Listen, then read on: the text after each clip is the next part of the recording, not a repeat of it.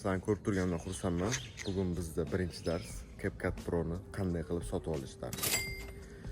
Современные проблемы требуют современные решения degandek. Qanaqa Telegramdan mana buni skachat qilsangiz yoki mod versiyani tashlab qo'yaman, oling demayman. Bunaqa narsalarga aralashtirmayman o'zimni. O'shaning uchun kelinglar. Normalniy katta bolaga o'xshab, katta qizlarga o'xshab problemani hech qilaylik. 15 ming so'mdan shunda bir haftada yig'ib qo'yasizlar bir oylik CapCut Pro'ni narxini. O'shanga birinchi navbatda hamma bilgan uzun bank sketchimiz men uchun juda ham удобный приложение. Xohlasanglar reklama deb o'ylanglar, menga farqi yo'q. Uzun bank sketch qilamiz.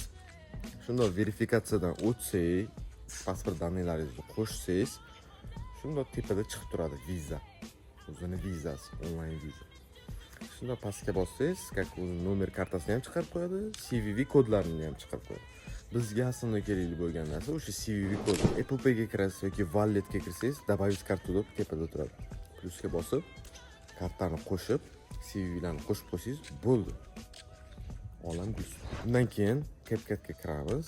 Tepada Pro degan joyga bosamiz. Ichkariga bossak. Mana bizga 3 xil variant bergan. 1 oylik, 1 yillik, har yillik degandek bu.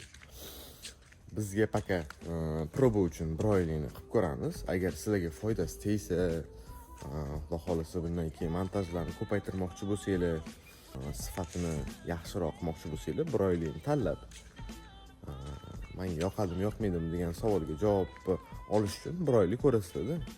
Rasxod tashlamaysizlar-da birinchi nimadan. 1 oylikka bosasizlar, o'sha ikki tarafdan tiq bosib olsanglar, ting bo'ladi iPhonening ovozi. Bo'ldi. Mayli, sizlarda Pro versiya tayyor. Birinchi darsimiz tugadi. Hammaga rahmat. Xudo xolasa keyingi darslarda ko'rishguncha.